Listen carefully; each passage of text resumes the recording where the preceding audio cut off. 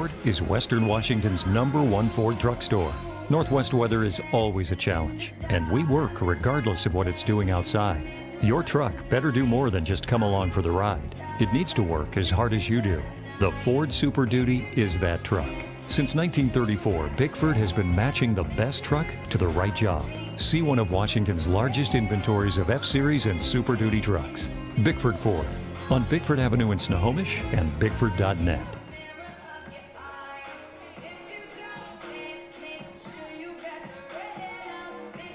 You can almost smell those fresh ground beans. Airfield Espresso at Harvey Field has been serving delicious cups of gourmet happiness for over 25 years.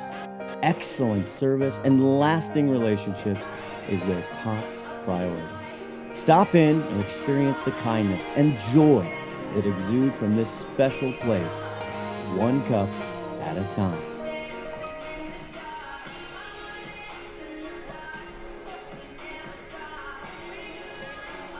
At GNS Heating, Cooling, and Electrical, we know that comfort is more than just the heating and cooling equipment we deliver. It's also the comfort our customers feel with the people they engage with in the process. For over 40 years, residents of Snohomish County have trusted GNS Heating to improve the comforts of their home. And now you can save 15% on air conditioning during the month of March. Visit gsheating.com and save 15% off air conditioning today.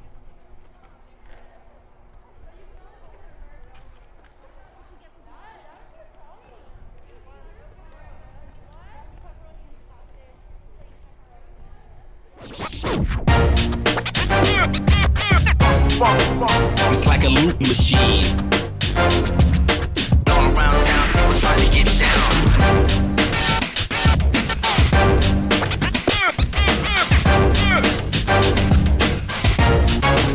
It's like a loop machine.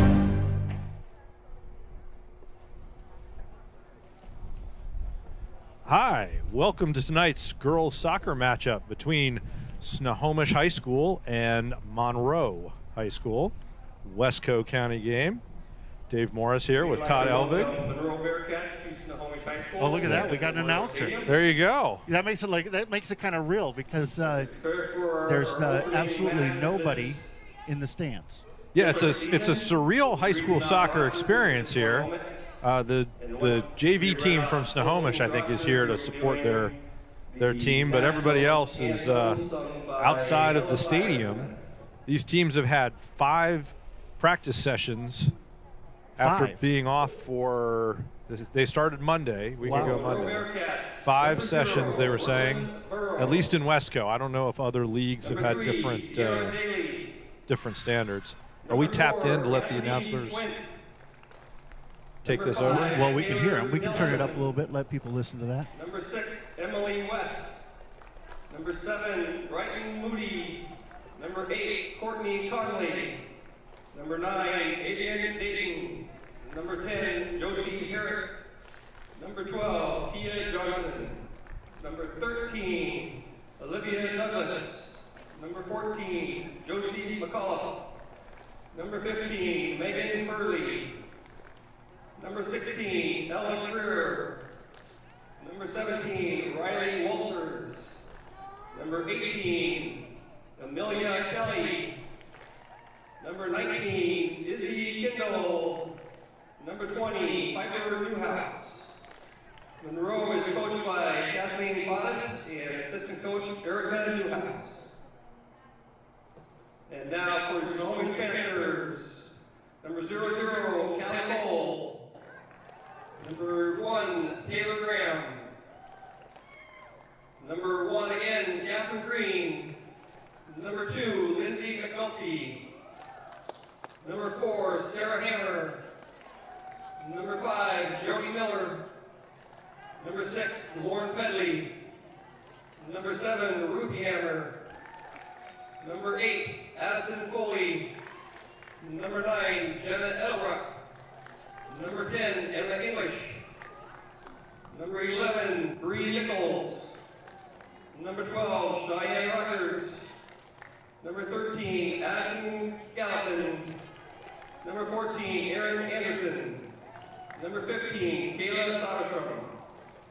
Number 16, Brianna Ulrich. Number 17, Hannah Truckman.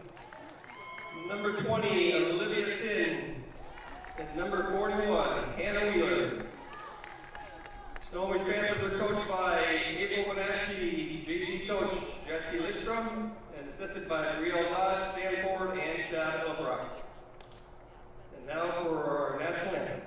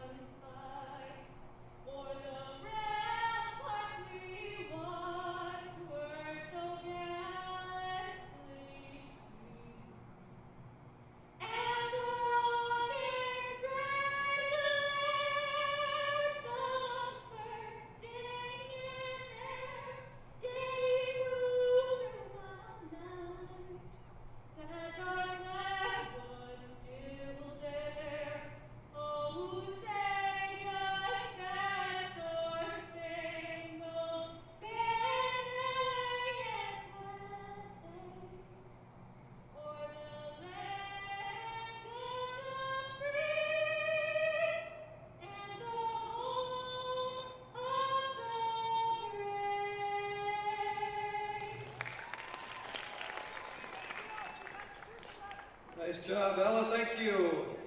All right. And both teams are going to huddle up and get ready to take the field for their first game back in our sort of reopening shortened fall season here in Washington.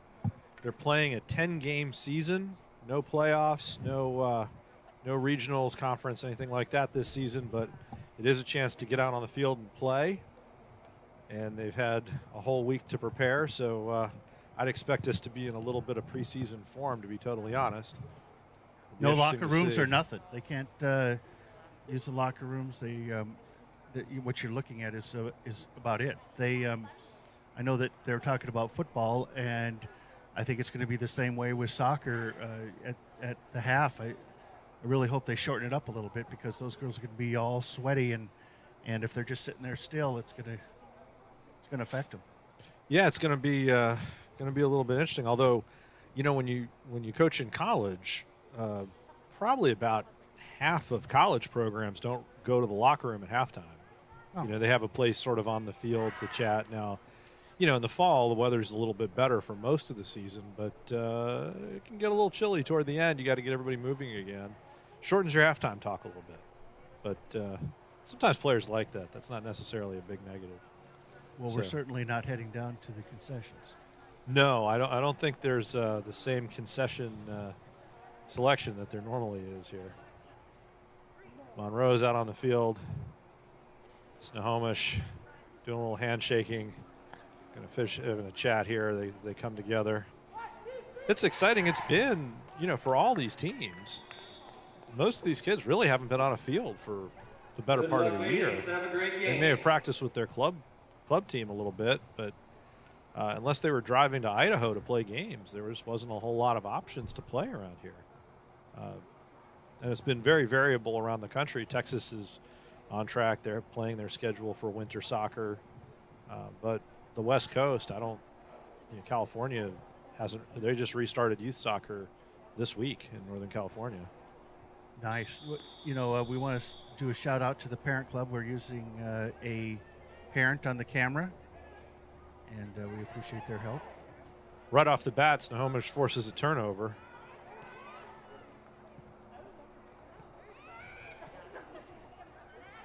Looks like both these teams are going to play a 4-3-3.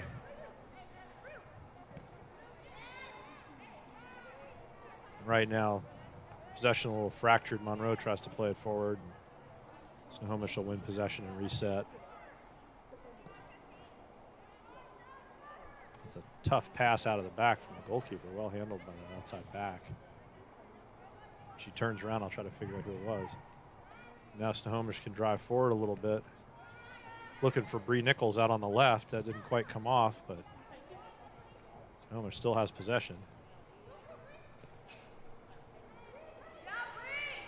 Another ball played in.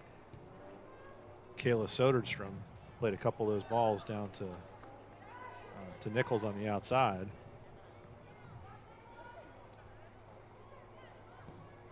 Soderstrom again, and it's a goal. Shot from about 20 yards out on the left side. Beats the goalkeeper near post. And it's 1-0 a minute and a half in. One of the challenges is with no fans in the stands, it's made it a little bit tougher if you watch NBA games and some other Premier League games. Scores have been a little bit more spread out without fans to sort of encourage teams when they get in trouble. Things can spiral a little bit. This is a little bit of a challenge for Monroe right out of the box here. Well, it's a little bit of a challenge for us too because I didn't have the scoreboard running. Did we catch up? Yeah, we did. All I did was have to push a button and say connect. I'm glad I don't have to do the technical piece. Well, it's I mean we've only had a couple of days out of the box too, so I mean. I think everybody's a little rusty. I was watching the referees warm up, and I was thinking,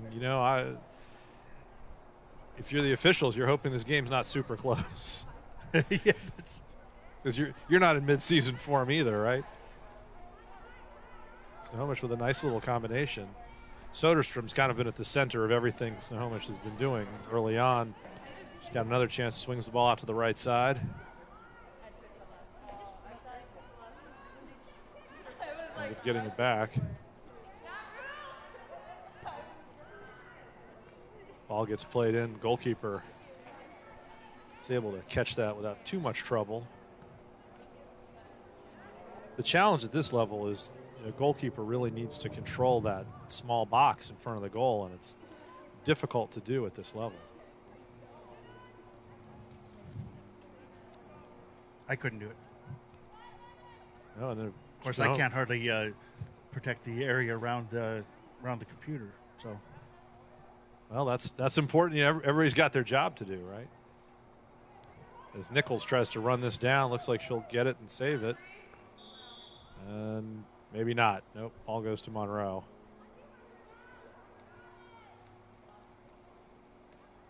Monroe gonna look to throw down the sideline. And Snohomish is establishing a substantial possession gap. And right when I say that, they turn the ball over, but immediately regain possession. Ruth Hammer, that left back, starting to drift further and further forward. That's going to force Monroe to bring somebody back defensively. Soderstrom back on the ball now. A lot of space. Ooh. It was a straight pass, and she had Nichols picked out. They were on the same page with that run, just a little bit deep to start that kind of a pass. The goalkeeper was able to get on top of it.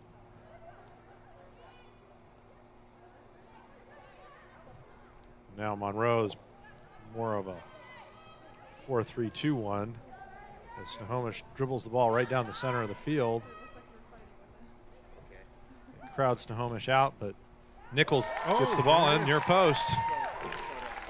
Goal for Snohomish, number 11. Bree Nichols with the assist there from, I think, number 4. Sarah Hammer got deep in the box as a midfielder, spun, played a ball out wide. She got crowded out. And that's the second goal for Snohomish, both of them beating the Monroe goalkeeper on that near side.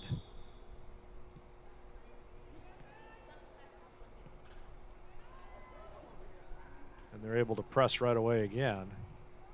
Monroe does a good job to keep possession. They haven't really been able to make Snohomish's back line retreat. So they're under increasing pressure here.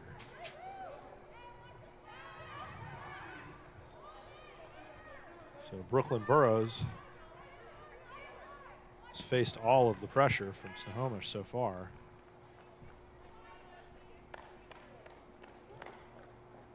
And now Ruth Hammer is going to take the throw in, and Snohomish will look to regain possession and get forward again now with a 2-goal lead. I think that might be Joey Hammer's daughter. He's the head football coach for the Snohomish Panthers. Oh, there you go. I think does he have twin daughters or sister? Because there looks like there's 2. I don't know. He's probably watching, and he's probably like, listen, you should know this. Coming from Thurston County, I'm not responsible for that particular piece of knowledge. Well, we had to bring the talent up from wherever it was. Thurston County, that's pretty good. And here's Bree Nichols again down that left side. She's had the run of the green over there. She tries to combine with Cheyenne Rogers. Doesn't quite come off. Soderstrom pressures, and Monroe will get the throw in here. And the first substitution of the game. Monroe is going to look to relieve a little bit of pressure.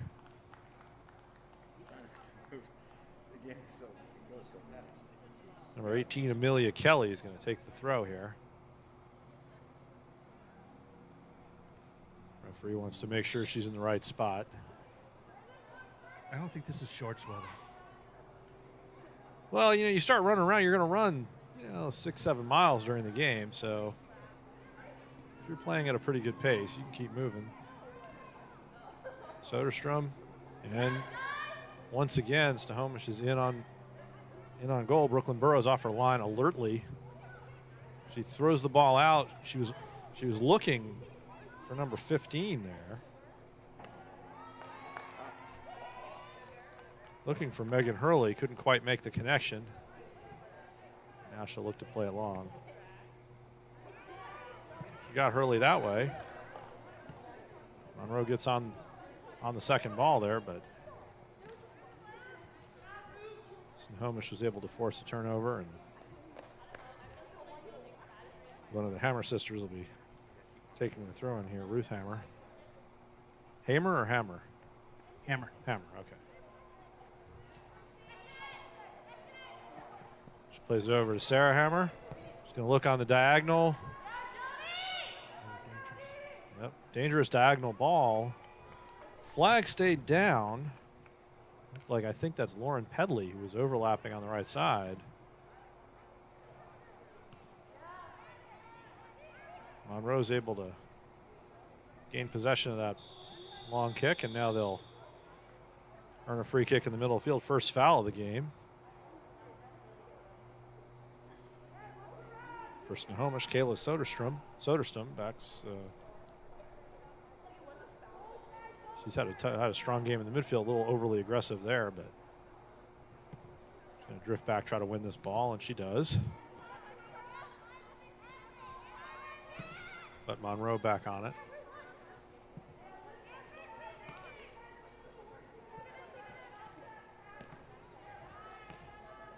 And a throw in for Monroe now inside Snohomish territory. Only just. See if they can use this as a platform to get the ball on the floor and get a little possession going. Once again, Amelia Kelly. Piper Newhouse checks to the ball. She's going to look down the sideline again. Megan Hurley trying to press there. Newhouse initially won that tackle, played it back in, and now Snohomish is able to break pressure.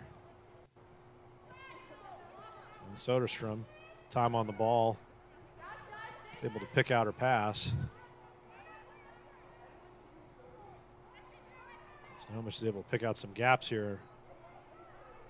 And just wide.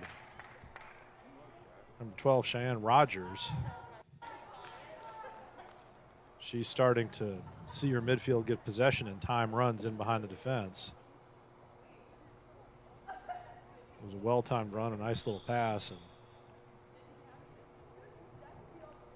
Monroe a little bit fortunate for the ball to go wide there. Hurley comes off. She'll get a little break. 14, Josie McCullough is in for her. Monroe tries to play it out of the back here. But Snohomish is able to regain possession. Diagonal ball was initially won by the Monroe center back, but Snohomish is able to come up with it. That shot over the bar,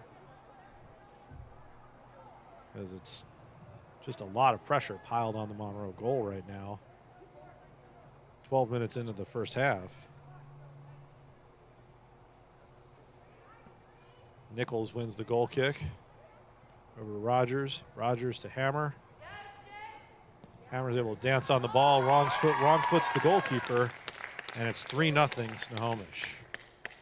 Sarah Hammer with the goal for Snohomish. Snohomish is able to get some possession, force Monroe's back line to retreat, and right now they're able to create a lot of space and a lot of chances, putting Monroe's defense under a heck of a lot of pressure. Another substitution here for the Bearcats, right? That is correct. So they're going to shuffle the deck a little bit, but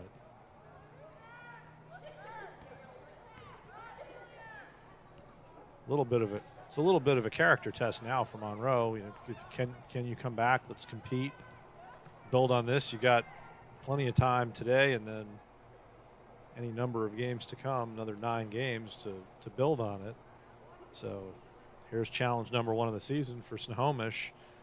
You're up 3-0 in the first 12 minutes. What a great opportunity to move the ball around, give people playing time. You've only had a week to prepare. Now you've got some time in a game where you can build for your next game. Soderstrom wins the ball again. One-way traffic, really, at this point. Nichols on the left side. This time, flag is up. She's called for offsides. But Snohomish is able to do a nice job. Little combinations, springing forwards in behind that Monroe back line. And there's some activity on the Snohomish bench. Looks like we could be seeing mass substitutions soon here for Snohomish, for the Panthers. Yeah, I think I argued with you a little bit about that whole offsides deal down at the NWAC championships, because I was like, come on. Well, it's a offside. You know, there's block charge in basketball is a tough call, and offsides I think is the toughest. You know, it's a bang call in soccer.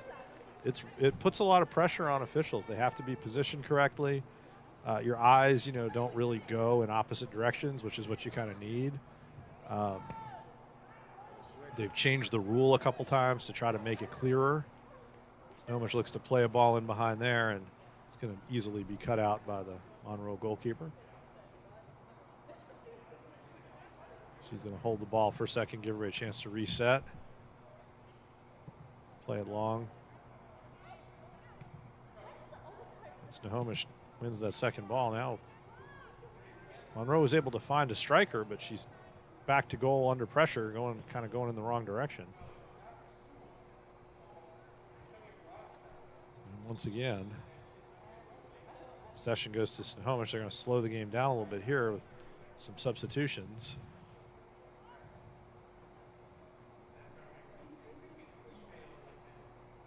Moving some folks around, I think. One person came off, I think. Well, we'll see. There's a waiting for a turnaround. Number 8 just came on from Monroe, Courtney Connolly. Now they're ready to go, and yep, There was something there. Yeah, a little contact in the back. Snohomish waiting for a number on that. I think it was, I want to say Cheyenne Rogers, but I could be wrong. Between the masks and the distance, I think that was Lauren Pedley, who got in good position, was able to put herself between that Monroe player and the ball. Took a little bit of a shot in the back. Now Monroe is looking to clear under some pressure.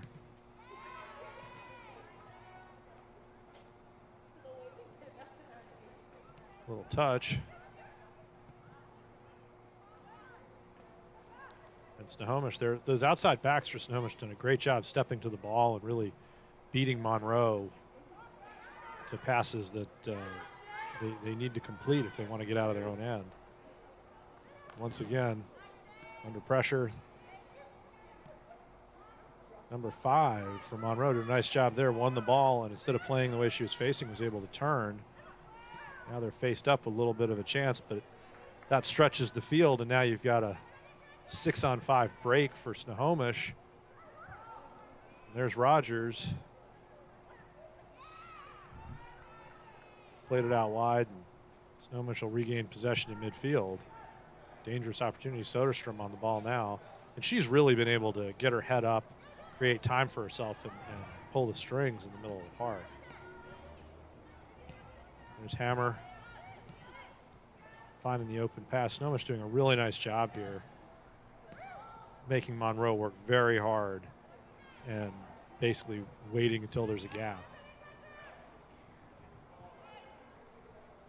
I think all the soccer that I've watched here at Snohomish, this is classic Snohomish. They're very patient, and they'll stretch the field out and they'll wear you out. Yeah, they've done a good job. They're letting the ball work for them. You know, Monroe needs to make the game a little bit scruffy and back and forth, and when Snohomish can settle it, they've done a good job. That sequence, they pressed, they worked together, and Snohomish was able to string 5 or 6 passes together to break them down.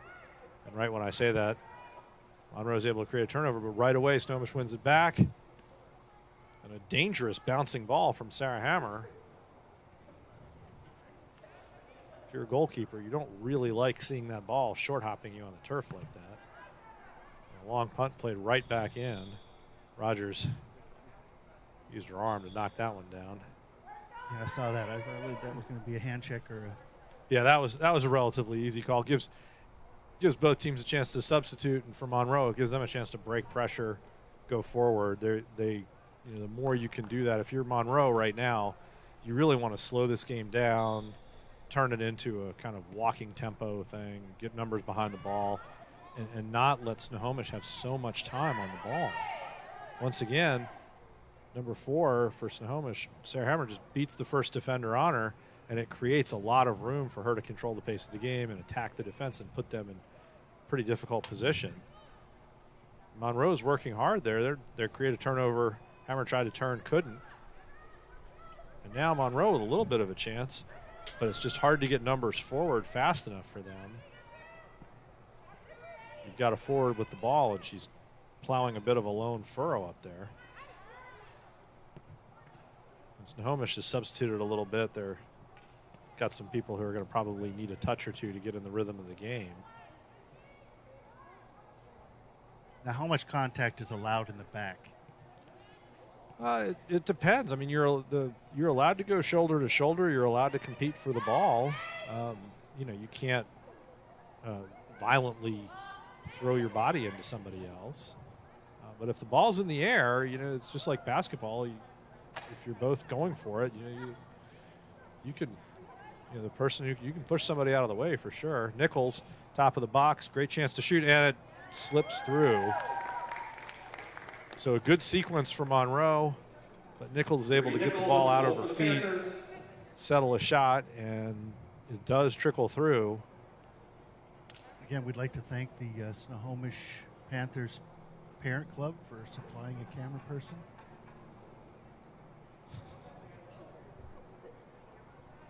Well, it's good. I'm sure there's a lot of support from local parent groups. I'm sure kids are excited to be out on the field. Oh, that's the best. I just am so excited about seeing kids on the field. It does, at this point, we understand that there's a win and a loss, but this is so healthy for them. It just goes really well, it's good to rebuild. Now, are schools here hybrid, or are they full-time? Are they remote? What are they doing? I don't actually know. My last one went through last year, so good timing for that. A very good. Of course, colleges are struggling with the same issues, but it's. I know in Thurston County still on hybrid. There's a nice ball in, a diagonal run from Rogers. She's gonna beat that defender around the corner, pulls it back. Shot's blocked Yes. and spilled by the goalkeeper, but she's recovered it. So Does that goalkeeper? Can you tell whether she's got the big gloves on or not? yeah, she's got gloves on. It's just they're not magic. They're Well, that's true. I'm just saying the ball's kind of getting away from her a little bit. yeah. If you watch when she's playing, it's early in the season, and she's just you watch her elbows. They're really straight, and her hands are fanned out a little bit. I think once she gets into the flow of the season and relaxes a little bit, I think you'll see her being a little more sure-handed. Right now, it looks like she's just a little tight and flat with her hands, is the way we would talk about it. Monroe with a good idea to try to get down the line, but Snohomish is going to get possession.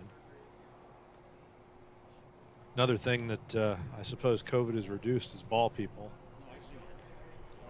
So a little bit of a delay as Snohomish chases this one down. And I'm sure everybody doesn't mind a little bit of a break in the action here after a year on the shelf. I would think conditioning is probably at a premium too. I just saw a fly in here. I figured that they would not be alive in this weather. Well, they're just slow, right? They're thawing out. Yeah, that's The sun was shining, but they're tired, but they're moving. Monroe with a little pressure here. Some more substitutions for Snohomish. Good chance to get everybody in the game tonight. Really, for both teams. This is, on the one hand, you like to see a game go down to the wire. On the other, for both these teams, this is a chance to play everybody on the roster, focus on the process. You could do worse for your first night back in whatever it is, 500 days or something. Yeah, I think there's going to be a lot of pressure on the coaches for all the different sports. They know that this season is a little bit of a freebie. They've got no consequences. I mean, they play for, the division or to. Right, there's standings, have, but there's nothing else. That's there's right. Nothing really. So the pressure. What I was going to say is that the pressure on the coaches to use all the seniors as much as possible. They could play a bunch of juniors, and they're going to go right back into this in less than 6 months. Well, it's a great I mean, as a college coach, you get the spring season where you play. I think it's every coach's favorite season. You play, 5 play dates, and there's no score or anything like that matter. I mean, you keep score, but it doesn't matter. And it's a great chance to watch kids develop. And the games are competitive because you want to beat the person in front of you, and you play interesting games. But the focus is really preparing players and helping them get better. I think that's something that high school soccer just doesn't really have. And so every sport has that now this year. And I think coaches are going to find it's a lot of fun, and it's a really it can be, if you manage it properly, an incredibly positive process, because whether you're Monroe or you're Snohomish tonight, you're looking at this game and saying, all right, well, this season is a mulligan. How are we going to get better? And I think it makes it a lot easier to say, all right, well, there's 15 minutes left in the half. How are we going to get better right now? Yep. And that's the salient thing. And you can't say, well, but this knocked us out of the playoffs or something like that. There's none of that matters, which I think makes it fun. I think it's a good chance to play seniors, but it's also the more you can do for those underclassmen, well, they'll be right back and help you. It's a great chance to lean on the seniors and Oh, say, yeah. hey, listen, we're playing, and you really need to pass this on. Well, and also, at the college level, everybody got a waiver. So you're a senior. You can graduate, but if you are taking 5 years to graduate anyway or whatever, you have a free season in college. In high school, if you're a senior, that's it. You're graduating. You're not going to stick around for that. So it's a little bit different math. And here's Snohomish, a little bit of a collision in the box. Like a little wrestling move there.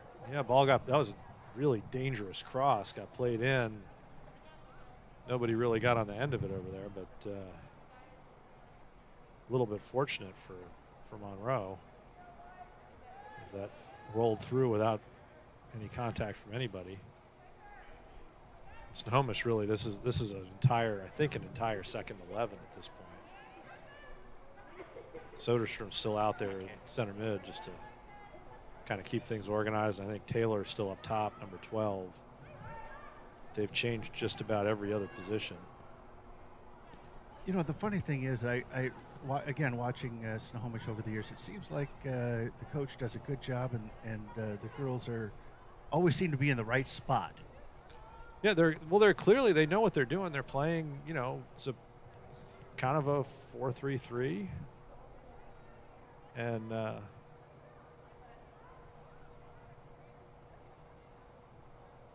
a little confused. A back overlapped and kind of looked like a 4-4-3 there for a second, which seems problematic. Wide open in the box. Oh, a little bit of a strong touch there. They still created a good chance. But they do. They've got good spacing. They create little triangles. There's a lot of high school games where you're not going to see 5 or 6 passes in a row like this. So they're doing a good job of moving the ball and just good fundamental soccer. And it's nice to see, you know, their substitutions and the people change, but the roles don't. Exactly. So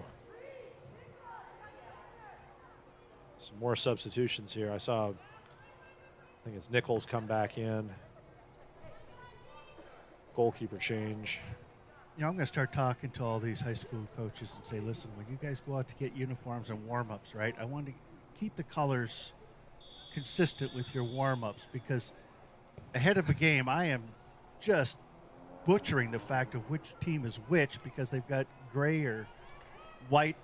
Yeah, everybody sweats. has those practice T-shirts they buy, and they're all kind of the same. It's always interesting at the college level. You'll have teams that'll train and they have numbers on their practice jerseys, or they don't. I was always a big fan of not having numbers, because there's definitely some scouting going on in that warm-up, and if you can make them watch tape instead of being lazy and watching you warm up, kind of a fan. But the other thing at this level is they all have matching, you know, warm-up shirts or something, but then they're wearing all kinds of jackets. Yeah. I would think that you'd want a great big huge blower heater down there. Yeah, I don't know. Soccer, you know, we play in just about anything. So, you know, really, if you get a foot of snow, you're not playing. But other than that, you're pretty much going to play. So I don't know how much that really helps. I've played in stadiums where they have the heater right on the side, you know, for the bench. Mm-hmm.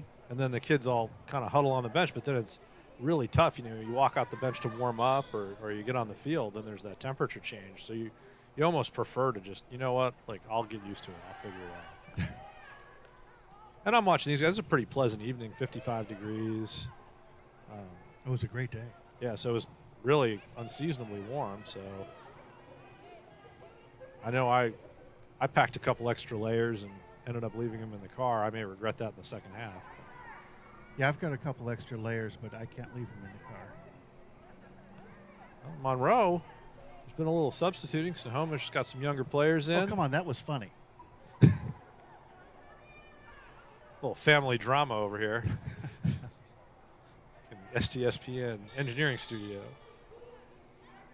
As Monroe, with one of their first balls sort of swung across the face of goal. They couldn't quite get on the end of it, but a little sign of life with 10 minutes to go in the first half. April Van Ashley's done a really nice job substituting, getting people in and out of the game, and keeping the sort of tactical plan consistent.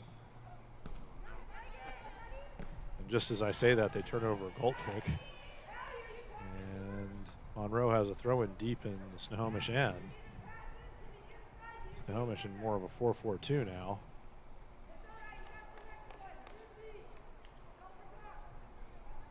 Monroe throwing bodies forward.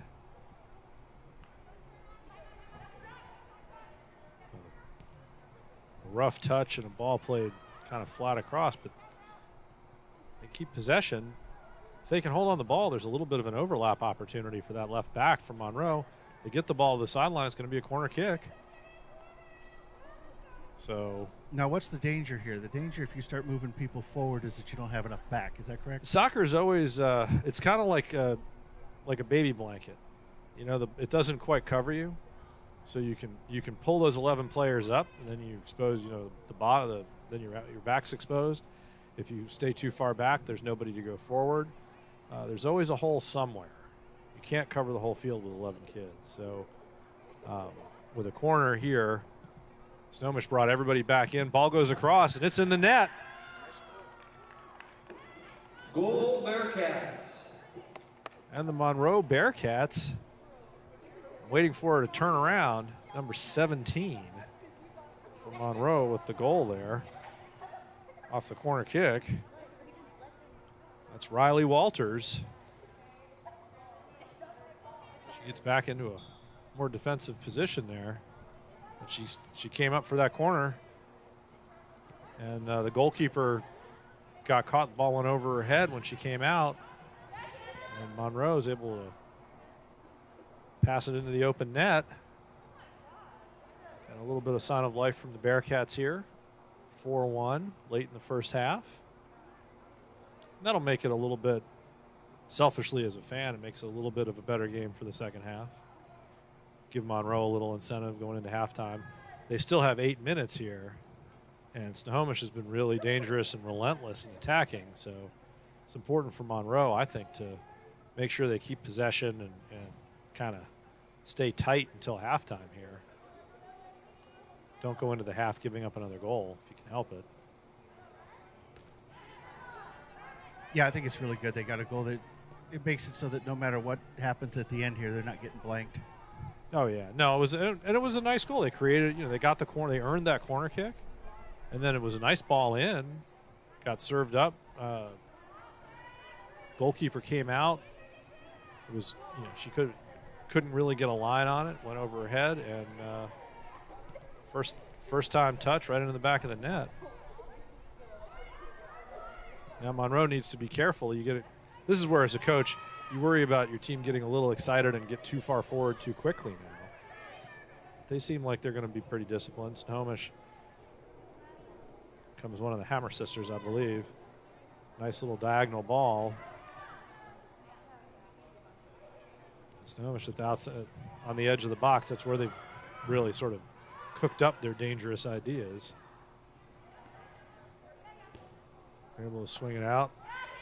Now, do you know which one of the Hammer sisters was so dangerous there early on? Well, they both had their moments. That was number 4. So that was Sarah Hammer. Number 7, Ruth Hammer. I think she's got at least one goal tonight. We don't have the same statistical backup crew that we've got for NWAC games. Yeah. So, well, any of these games, it's funny because of all this COVID. We're limited to the number of people we can bring in, and soccer's one of them, but football also. Usually we come in with a crew of almost 10 or 11 people, and now we've got me and you and Sister Sue. Well, hey, I'm in. That's for me, it's like back in the old days when I was calling basketball games for small colleges, and it's you and a little box, and there's a guy at the other end of the phone line. So. And we'd like to thank the parent club for supplying a camera person. Hear, hear. Yeah, in soccer, having a camera person is kind of an old school solution. Everybody's got those VEO, like artificial intelligence cameras now. All the clubs. Oh yeah, but have you been watching those? And they run them up the. It works if you're easy. Yeah, it's easy. I'm giving you a check, so. Now for when you're doing 50 games and you got a big flat area, you can put them on a pole, get them way up in the air, and they're far enough. They get that sort of bird's eye view for scouting. In terms of like great narrative and that kind of thing, no, they're not as much fun. And they're tough for highlight tapes. The good side is they'll catch whatever good thing you did is on camera. The bad news is it's from pretty far away. Yeah, I haven't actually watched it yet, but I know that there's both sides of the fence. I was originally I was a little bit worried about it because artificial intelligence, that software is just phenomenal, right? If it's following the ball. Well, they can do some things. I think you got to remember you're comparing. I mean, this is watching STSPN. It's professionally produced. Today, I think you got one camera. Sometimes there's 2 or 3 or 4. You get different angles. You can right away. I actually was watching the tape of the NWAC championship that we worked last year, and so there's instant replay, slow motion. We can see the goal again. That's pretty impressive when you're talking about the VO stuff. You're comparing that to mom with a cell phone holding it over her head. Yeah. So this year there's going to be a lot of that because they're trying to make sure that every single game gets covered.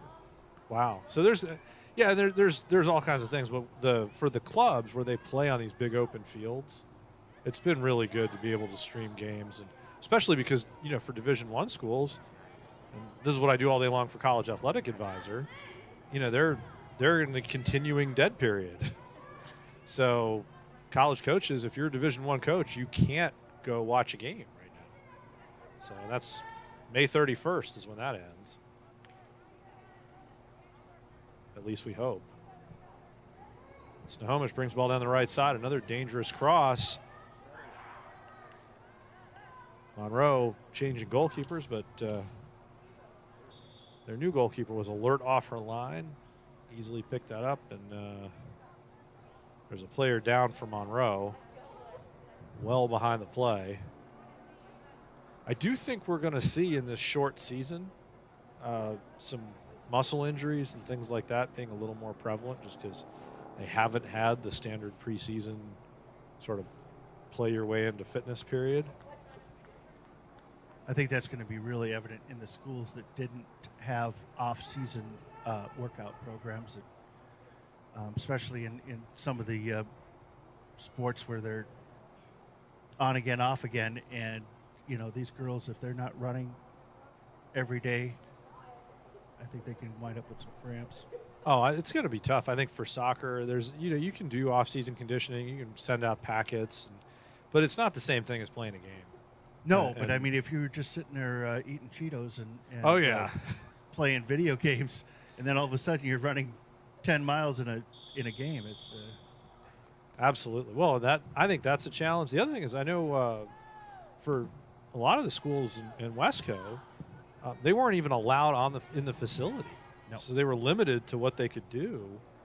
I know for football that was a big issue in terms of conditioning and things like that. So it's gonna be interesting. I mean, and you have some schools like Archbishop Murphy where, because they're not public, they could do some things that some other schools couldn't do in terms of practicing or training or weight training, whatever it was. So it's not, on the one hand there's no season, on the other hand I think you have people starting out at different spots, and it'll be interesting to see how that converges over time. Snohomish trying to, and you can see they changed personnel, but they're trying to do the same things. They're trying to play the ball forward, find that second or third pass, get faced up, and then play a ball in the gaps between the Monroe defenders. We're under 2 minutes, and Monroe looks like they're going to be able to hold their own here. Throwing it in, maybe try to steal. Here's a chance to steal another goal before halftime, but cut out by Snohomish. And now Snohomish on the counter. This is where they can get numbers forward. Hammer again, this time dispossessed. Long range shot. Well handled by Monroe's goalkeeper, and she has an opportunity here to play the ball long with official time on the field. And there's the halftime whistle. And that is the end of the first half. Snohomish 4, Monroe 1 after 40 minutes of play, and we'll come back for the second half.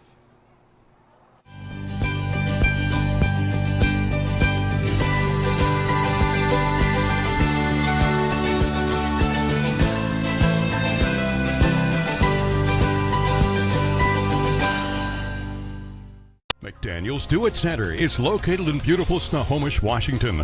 Locally owned and operated for over 40 years, they are proud to provide the Snohomish Valley with exceptional hardware, tools, lawn and garden, and sporting goods products. Their commitment to delivering legendary customer service and their outstanding employees continue to make McDaniel's the best and one of the most recognized do-it-best centers in the nation. Stop by and experience for yourself the difference between McDaniel's and the big box stores. Discover why so many people are choosing to shop at McDaniel's.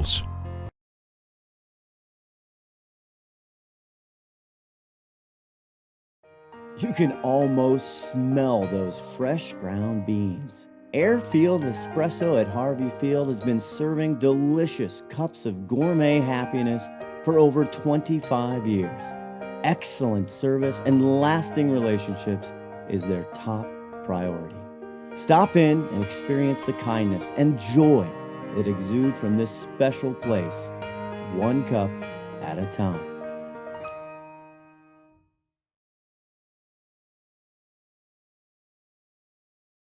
Bickford Ford is Western Washington's #1 Ford truck store. Northwest weather is always a challenge, and we work regardless of what it's doing outside. Your truck better do more than just come along for the ride. It needs to work as hard as you do. The Ford Super Duty is that truck.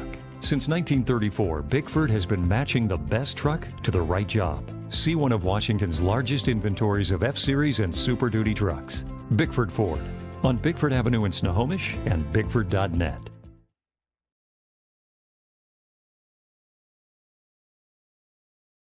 At GNS Heating, Cooling, and Electrical, we know that comfort is more than just the heating and cooling equipment we deliver. It's also the comfort our customers feel with the people they engage with in the process. For over 40 years, residents of Snohomish County have trusted GNS Heating to improve the comforts of their home. And now you can save 15% on air conditioning during the month of March. Visit gsheating.com and save 15% off air conditioning today.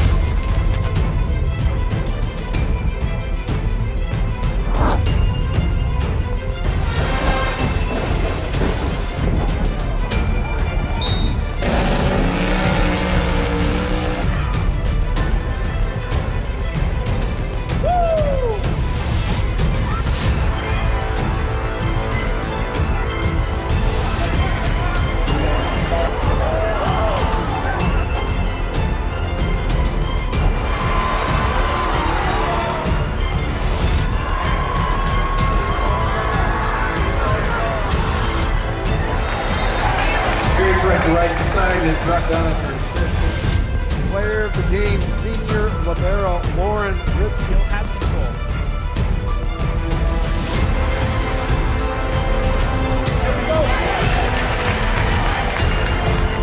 Championship district tournaments, we have it here on STSPN.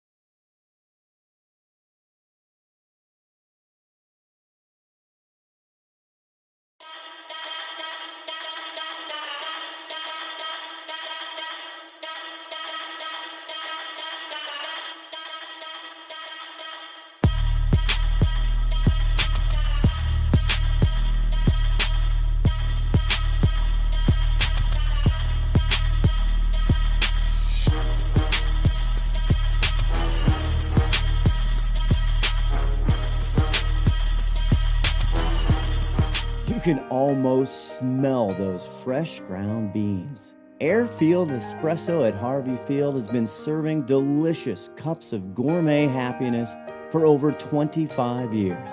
Excellent service and lasting relationships is their top priority. Stop in and experience the kindness and joy that exude from this special place, one cup at a time.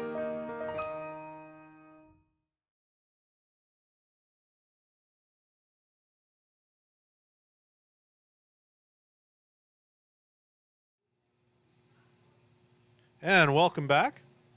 Dave Morris here with Todd Elvig, STSPN, bringing you live girls soccer from Snohomish Stadium, Veteran Stadium in Snohomish. Snohomish High School leads 4-1 as we start the second half.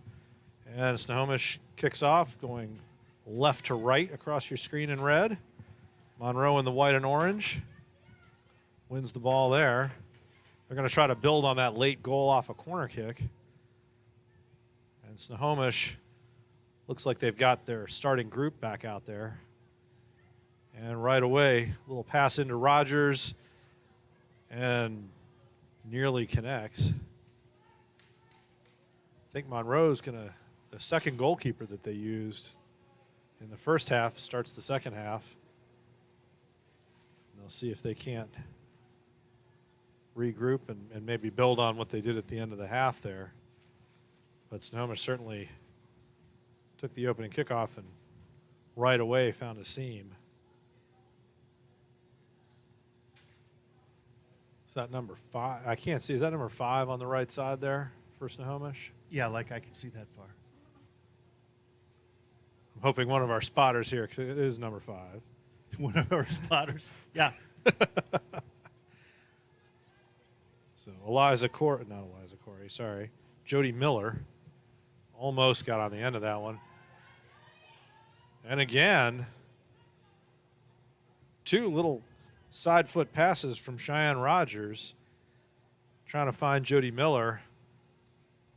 2 near missed connections, and Monroe will take another goal kick here. They're going to get a little workout chasing that ball down.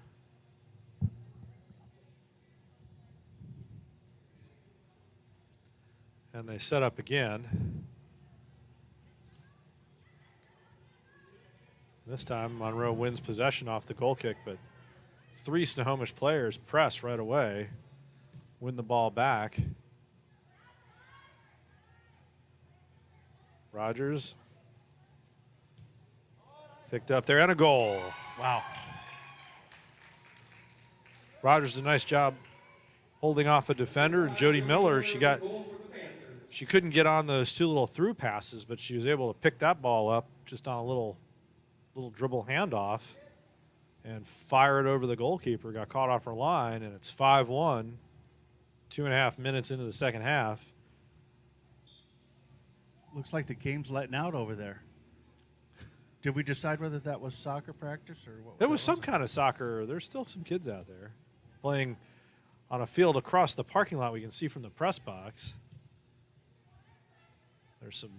There's no floodlights, but it looks like some portable lights or maybe a couple of car lights. Some kids training in the dark. I always like that. Ball played in by Monroe. The Snohomish keeper needed to be alert off her line there. That ball had a little backspin on it, and there was a striker who was coming in. If there'd been any hesitation, that would have been a chance for Monroe. And there's Soderstrom has had a great game just pulling the strings in the middle of the park when she's been in for Snohomish. And Nichols lets that ball roll. He's now going to press Monroe's back line, and it'll be a throw-in in deep for Snohomish here. I believe that's going to be Lauren Pedley taking the throw here. Over to Nichols. Nichols couldn't quite beat that outside back. A little bit of a dangerous play here for Monroe. They're 3-on-3 if they can play it quickly. She's in and hits it into the side netting. Nice little break for Monroe there down the right side. They had a little joy there. As the right back, whose orange number is a little bit too bright. I think that's number 18 for Monroe. Amelia Kelly had a great run there. Worked really. That was a lung-busting run to create the shot. Lung-busting. I haven't heard that one before. That's pretty good. There you go. Hey, you coach college long enough, you got a couple $5 words. Nichols plays that in. It's stopped with a knee, which means there's a live rebound. Nichols dances on the ball, looking for Hammer. Hammer went far post, ball went near post. And Snohomish plays that ball in again. Nichols running this out. She's going to get there. This is a live ball. Nice diagonal pass back. Once again, Monroe has numbers, but they can't quite get a foot on it. Now they do. And Amelia Kelly is over on that right side, and she timed to run again. They turned the ball over. The only problem with those runs out of the back for Kelly from Monroe is you run 40 yards down the field. If your team turns it over, you're 40 yards away from where you need to be to play defense. And, they're moving fast the other way. Now, I'd like to remind everybody to make sure you click like underneath that video and comment, because we'll say something back to you. But if you comment about the coverage, we appreciate that. Share it out with people. There you go. A little social media. A little social media action.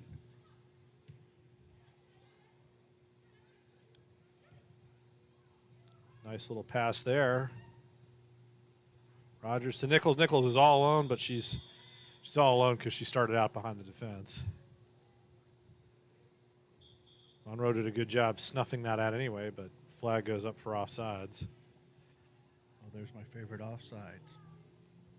Well, in basketball, what do they call that? The snowbird? You can hang out. Oh, yeah, you can't. Way down the field, and but you can't do that in soccer. You gotta start out with either a ball or a defender in front of you. University of Connecticut used to do a thing where they would pull their entire team, including the goalkeeper, over midfield. And the rule is actually written, you need to have 2 defenders between you and the goal. And, of course, one of them is usually the goalkeeper, so we always look for the last defender. But if you don't have a goalkeeper back there, you look like you're onside, but you're not. And Snohomish goes right to left. Hammer. Dangerous spinning shot along the ground, pushed wide. And Snohomish will have the corner. I think this is only their second corner kick of the night, if I remember correctly. And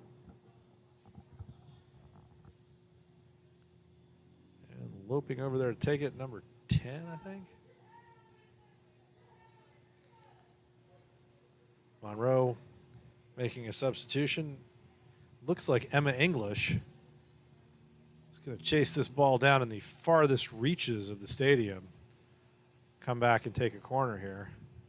It's giving everybody a little break. I think both teams are happy to have these sort of longer pauses tonight as they work their way into shape. Little near post ball. Nichols, top of the D, dangerous one-time shot. Well done. Comes out only as far as, I think, Rogers shot that one wide to the right. And Monroe gets a chance to reset themselves, take a goal kick here. Now stay tuned after the game. We're going to have player of the game. Now, we can't talk to them. Okay. Because of the pandemic. But so how do we do this? Well, we'll take the shirt down, put it over the railing, and then we hold a great big huge sign up that says the number of the person. And then they come over, get the shirt, they'll hold it up, and the camera hopefully will be on them. And then we just talk about how great they are? Something like that. Okay. I'm for that. We usually like to talk to them and ask them where they're going to college or what they're doing after high school. Do we just yell down there? We leave a microphone with it? That would be good, but we haven't gotten permission not for that. tonight. We haven't got permission for that yet. Okay. I think all the administration is waiting to see how these first few games go, and where the lines are.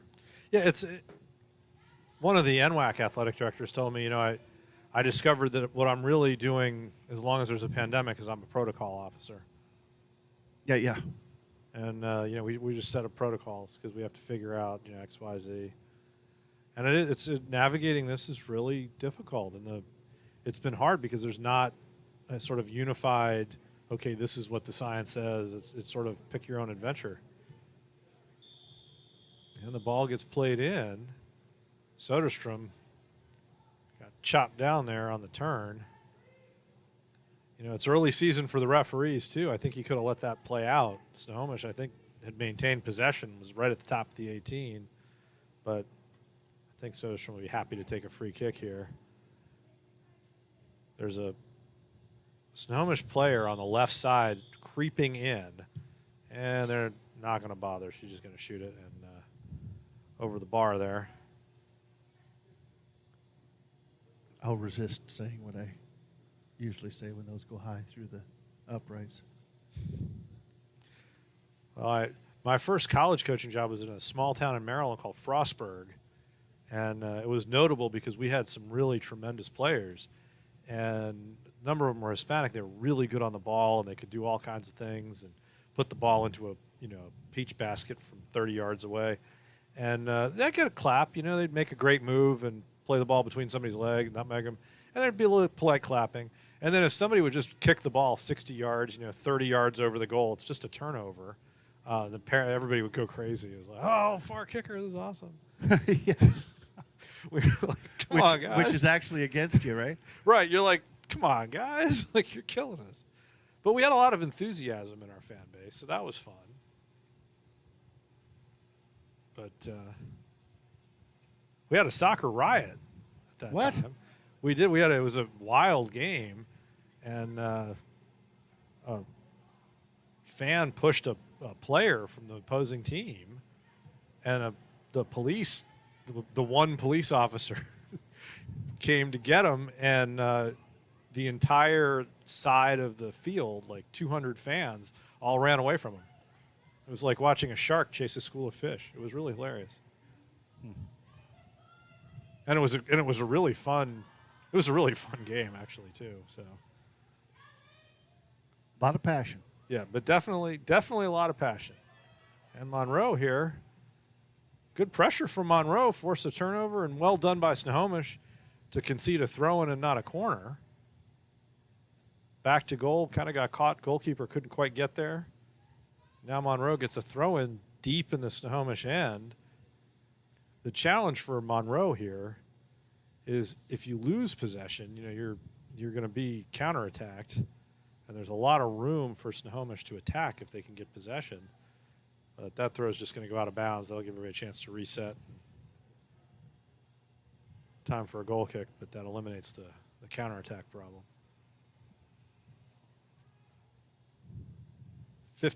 the 54th minute of the game here. And Snohomish looks to play it out of the back. Ahead 5-1. Nice turn and pass. Didn't quite connect, but Snohomish is able to create a turnover here. Monroe, number 12 for Monroe, she was a good decision looking diagonal, just couldn't quite connect. But got a little bit frustrated there. Her teammates bailed her out, won the ball back.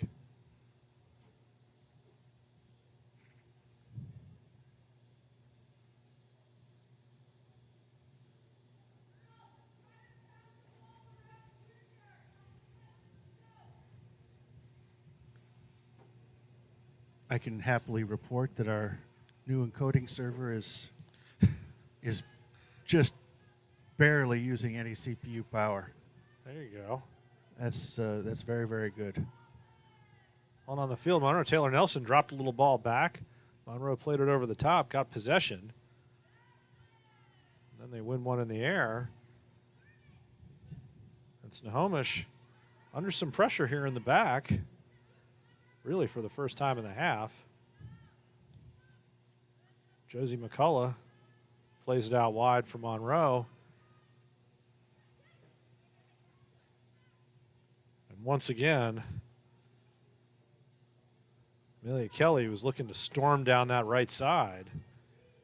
And she has put in a major league distance game today because she's tried to really get up that right side and support the attack, and then she's under a lot of pressure trying to keep track of Bree Nelson for Snohomish, or Bree Nichols for Snohomish. Monroe again, a little diagonal ball, a little too ambitious there on the turf, but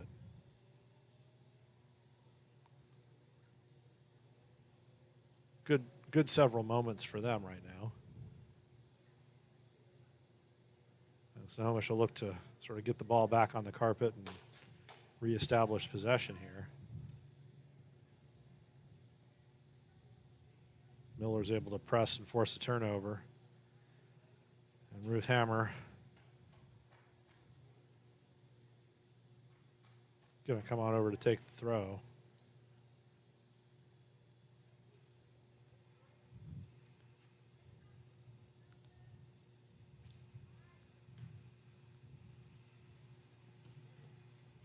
And they're perfectly content to just maintain possession, move Monroe back here. A little time ticks off the clock. Looks like a little bit of a switch just in position here. Looks like Vander Ashe's going to bring number 2, Lindsay McNully, up top here. She's been playing as a center back, and she's out here on the wing now. Right behind Jody Miller.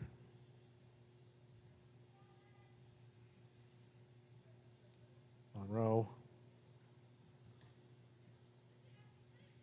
going to look for possession there.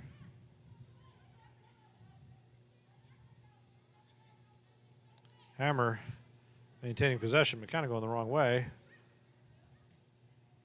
The Hammer sisters work together, and now Soderstrom turns the other way and into the open field. Diagonal ball for Nichols. Nice touch there. Rides out 2 defenders. And sliding tackle. I think they're going to concede the corner there. Nichols is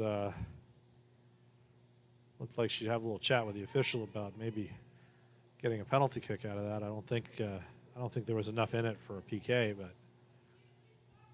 another dangerous corner kick for Snohomish. Once again, Emma English steps up to take it. Monroe's going to try to mark man-to-man here, but there's some pretty good distance. Another ball, top of the D. Nichols. Soderstrom on the ball. Couldn't quite get enough space to get a shot off. Tried to poke it through, and Monroe's able to clear. And here's a corner. Here's a counterattack opportunity, but Snohomish snuffs it out. Hammer's able to beat the first defender, get some time.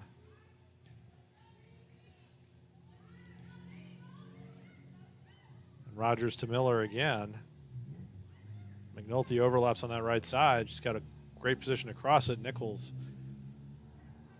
chose the near post run, and McNulty served it to the far post, but dangerous ball and a well-timed run. But it rolls through, and Monroe will get to restart here after they make a couple of changes.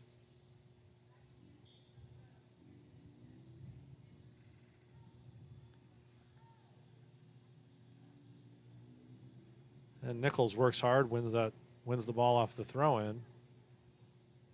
Monroe clears only as far as Soderstrom, but she turns it over. Monroe can't really handle it. Snohomish will get a throw-in deep in the attacking third there. Just below the top of the 18, I think, or maybe just above the top of the 18.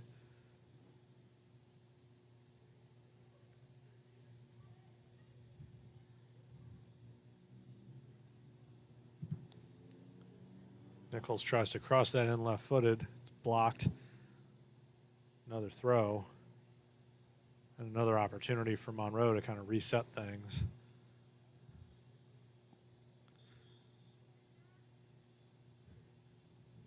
I think that was Amelia Kelly. Kind of took that one on the thigh. Looks like she could use an extra second to recover, and she gets it as they substitute.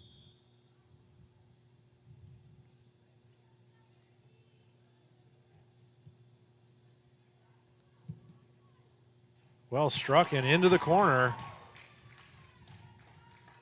Kayla Soderstrom, another goal from distance. That's how she opened the game up. And now, as we get into the final 20 minutes of the match, 61st minute, she picks out the side netting from 20 yards out again.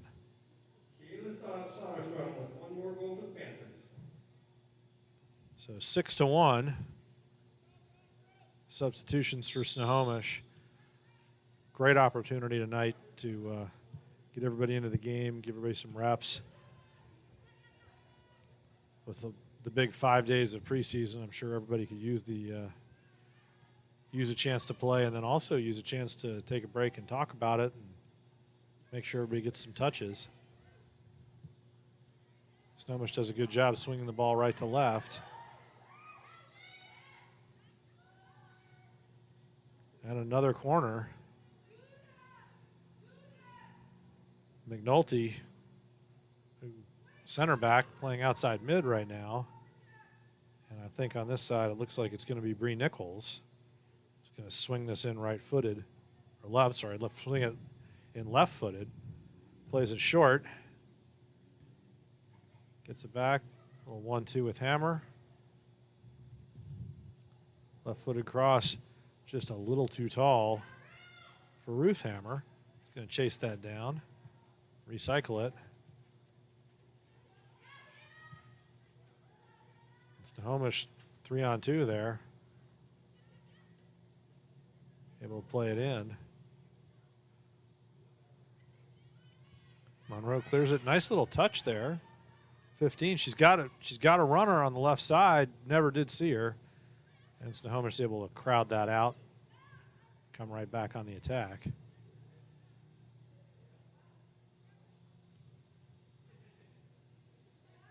Monroe settles it here. They've been able to find a couple good passes. Snohomish has just done a good job keeping possession, and now referee was waiting to see if an advantage developed. Hammer knew she committed a foul, stopped. He was going to let the Monroe player get up, but there was still an advantage for Snohomish, so now there's a whistle. And a free kick. Riley Walters, the goal scorer, takes the free kick and not quite going to be able to keep it in there. Courtney Connolly couldn't keep it in for Monroe.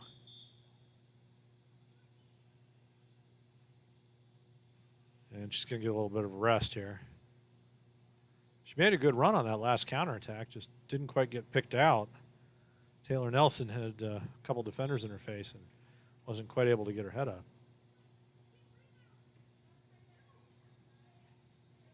Good ball in for Snohomish. Rogers there, maybe a little over-enthusiastic on the tackle. And Walters will look to play another ball long here. Cut out by Hammer. Rogers drops it to McNulty. Good patience by McNulty. Nichols playing in the middle of the field there.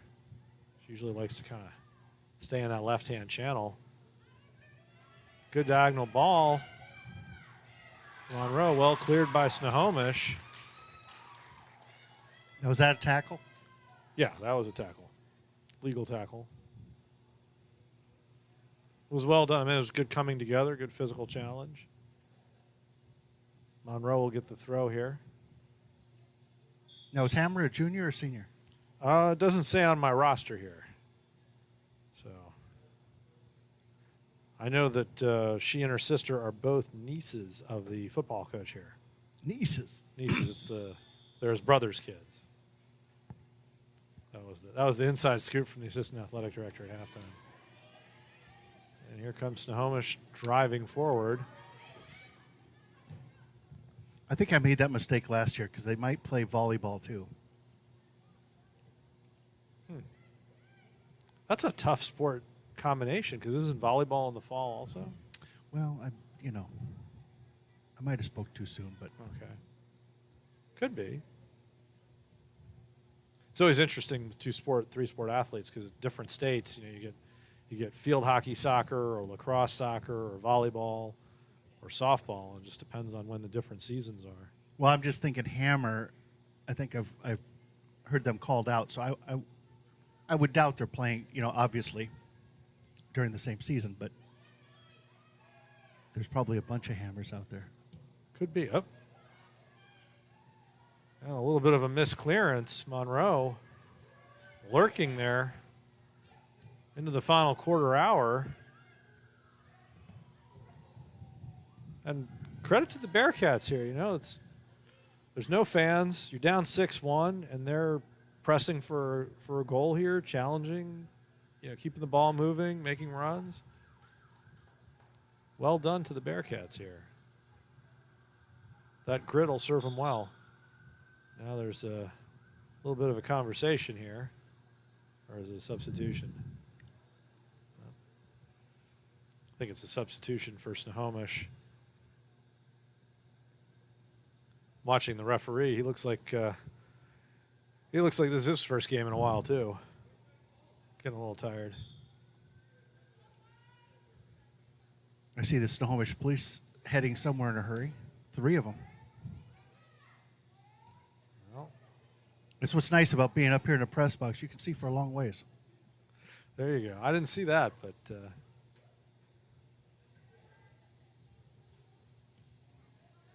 I was impressed by the facility. I haven't been to the stadium before. It's nice. Nice ball, and Soderstrom gets her head up, picks out a pass. Dispossessed here. We can let everybody know you drove up from Olympia. Tumwater even. Tumwater. Yep. Hey, man.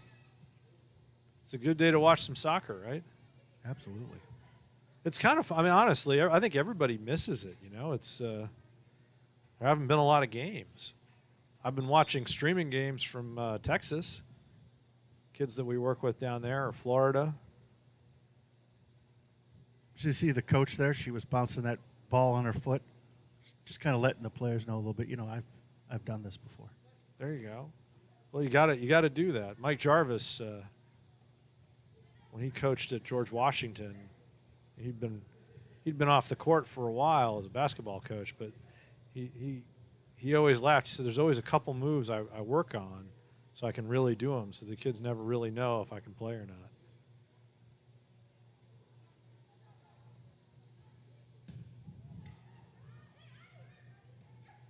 Snohomish got that ball out. Soderstrom looks on the diagonal. Referee slowed it down but couldn't stop it. And now Snohomish on the counter. Nice acceleration there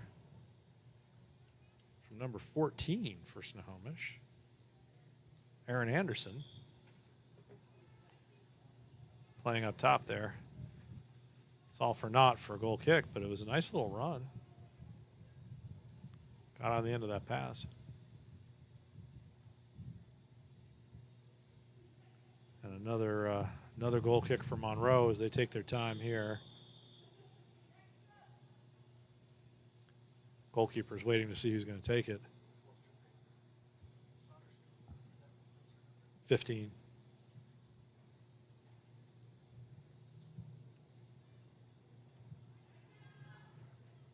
Goal kicks one back by Snohomish. Looking to switch fields. A little bit ambitious there, and will be a throw-in for Monroe. And Couple changes for Snohomish here.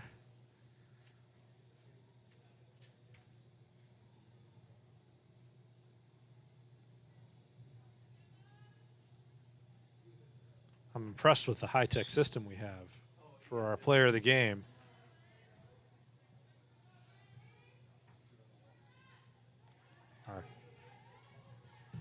The crack STSPN engineering team is on it here, working on the player of the game right now. So this whole COVID thing, we can't actually get close to the players, right? So we have to like come up with a process to let them know who it is. And the best thing we could come up with was, well, it was a whiteboard, but we didn't have any of the erasable kind of marker. So now it's just some old used poster paper. You want to use? I have a paper towel here too, if you want. Well, that's not very big. Okay. It's a huge roll. It's one of these stadium banners. That must be like about 5 feet by 15, by maybe 5 feet by 12 or something, and they're going to write number 15 on it, as big as they can. We're going to put it in the window. There's Snohomish here, trying to keep Monroe out. Number 15 for Monroe was trying to tee that ball up and play it in. Couldn't quite get it out of her feet fast enough. And now the Panthers are back on the counter. Diagonal ball in is going to be cut out by the goalkeeper for Monroe here. I have to hide this marker because that was Megan Hurley looking to. She had picked out the pass. She was looking in the right spot, just couldn't quite get it off of her feet. And now Taylor Nelson turns, keeps possession. Monroe trying there. Amelia Kelly overlapping from that right back position. She's got it in the corner. Good cross. It's in. Megan Hurley couldn't quite redirect that on frame. She had the goalkeeper. She had the beating of the goalkeeper there. If she could have redirected it on frame, but Amelia Kelly, another 70-yard run there out of that right back spot, got in and was able to serve a ball across the face of the goal.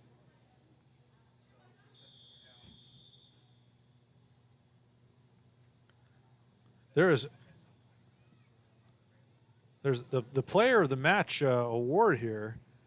I don't think anybody's going to appreciate the amount of work that goes into this, because we have to do kind of a dead drop as Monroe plays a long ball into the box, and it's hooked clear by Snohomish.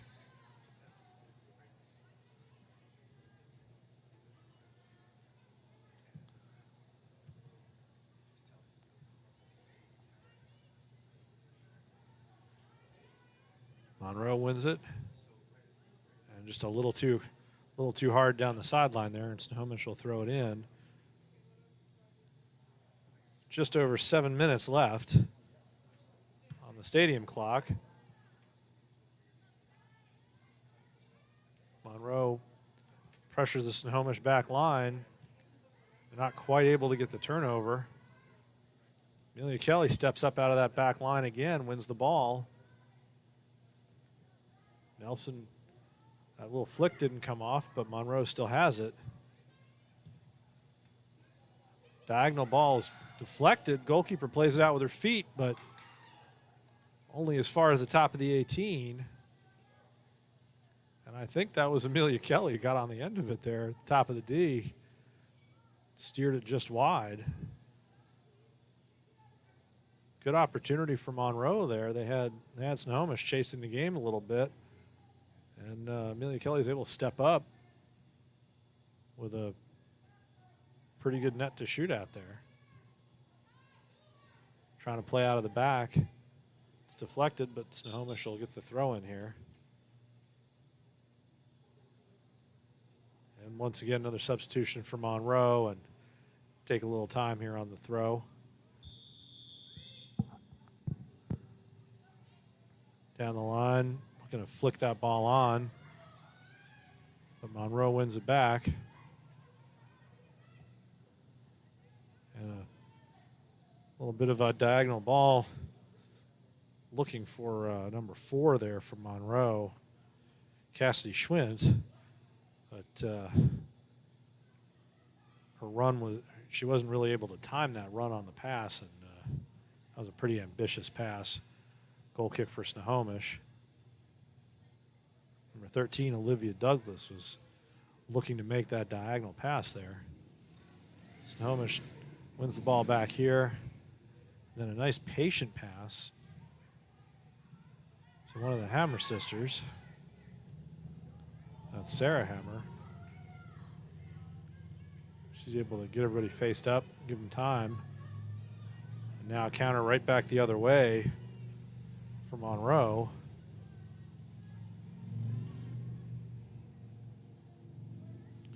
Izzy Kindle, number 19, was able to face up there, but couldn't quite connect with the diagonal pass. And now Snohomish is going to look to play out of the back.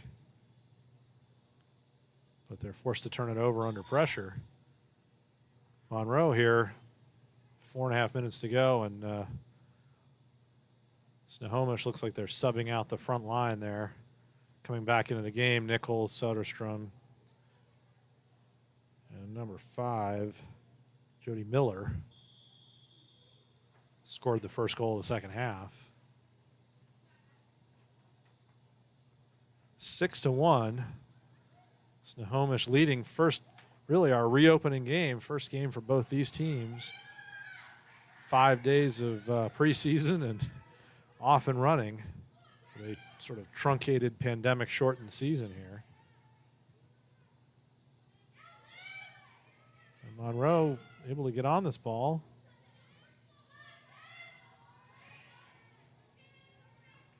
Good run up the left side, and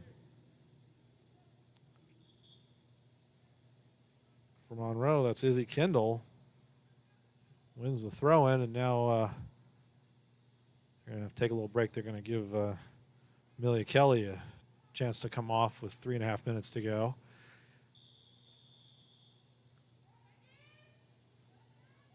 We don't have the little heart monitors on anybody, so I can't tell you how many kilometers she just ran, but I can tell you from watching, she's put in a heck of a shift. Amelia Kelly, the right back for Monroe. So a well-deserved early break here. And Snohomish is going to get an opportunity to take a free kick here. Soderstrom came back and then saw she wasn't needed. And Snohomish goes forward again. Hammer looking on the diagonal. Nichols was making the run. Soderstrom picks up the second ball. Still has it. Beats the first defender, Miller. They're trying to do a little handoff there. It didn't quite come off, but it'll be a Snohomish throw.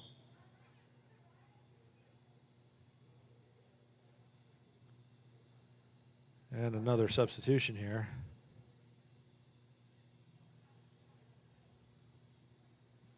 Wow, Amelia Kelly did all that running, got a break. I think she was out for, almost a whole minute.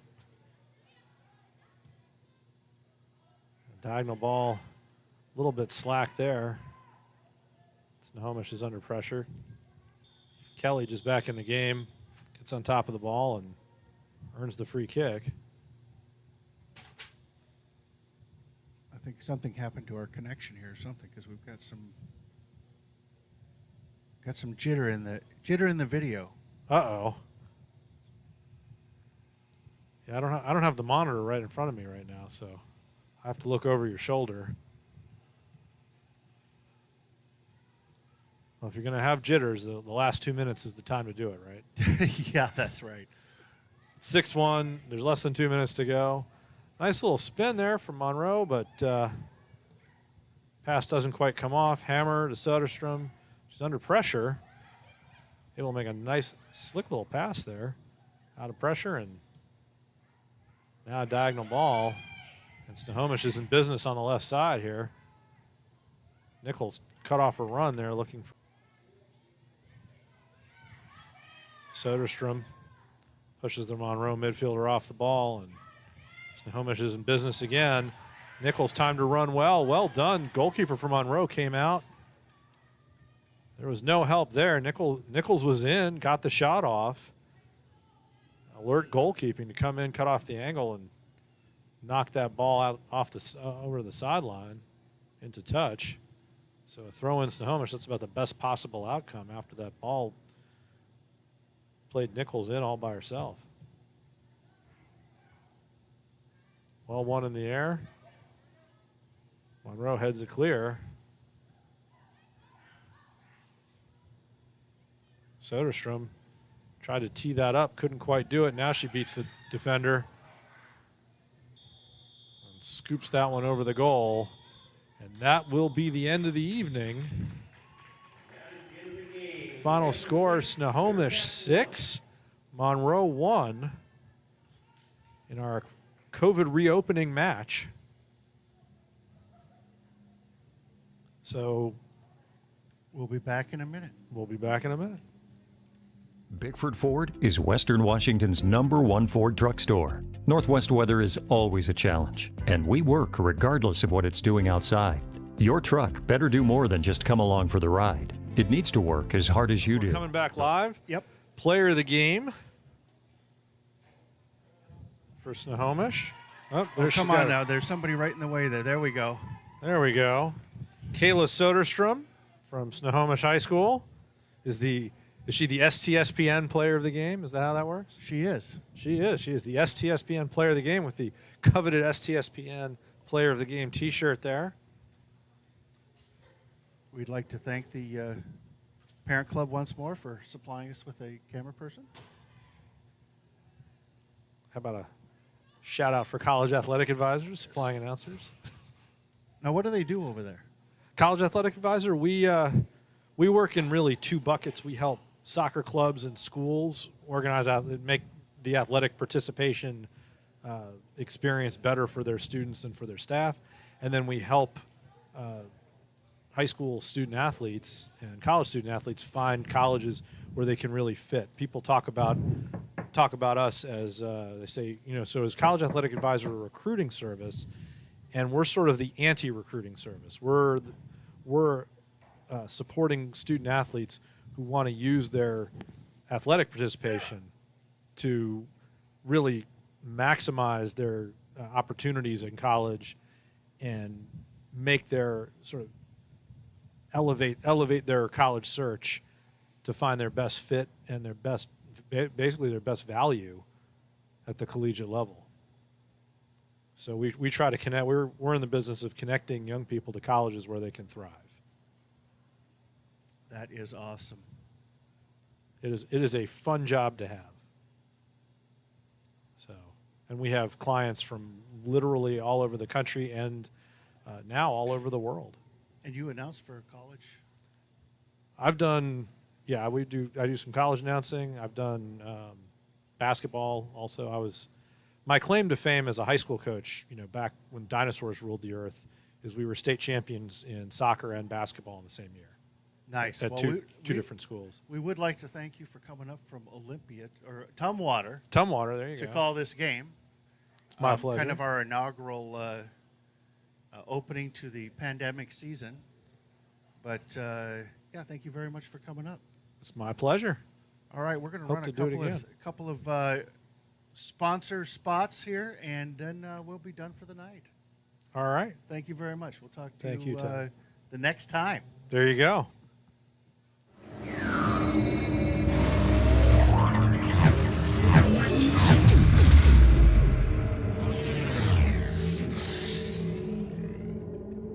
Bickford Ford is Western Washington's #1 Ford truck store. Northwest weather is always a challenge, and we work regardless of what it's doing outside. Your truck better do more than just come along for the ride. It needs to work as hard as you do. The Ford Super Duty is that truck. Since 1934, Bickford has been matching the best truck to the right job. See one of Washington's largest inventories of F-Series and Super Duty trucks. Bickford Ford, on Bickford Avenue in Snohomish and Bickford.net.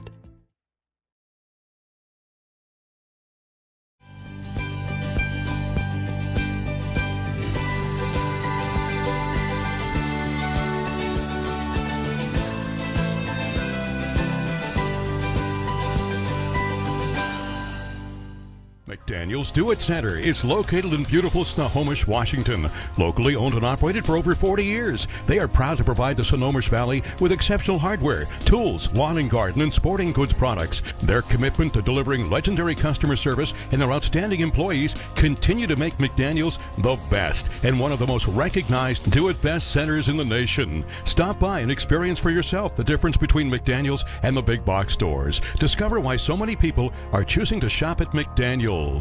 At GNS Heating, Cooling, and Electrical, we know that comfort is more than just the heating and cooling equipment we deliver. It's also the comfort our customers feel with the people they engage with in the process.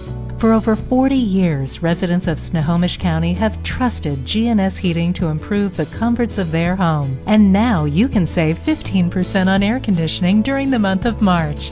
Visit gsheating.com and save 15% off air conditioning today. You can almost smell those fresh ground beans. Airfield Espresso at Harvey Field has been serving delicious cups of gourmet happiness for over 25 years. Excellent service and lasting relationships is their top priority. Stop in and experience the kindness and joy that exude from this special place, one cup at a time.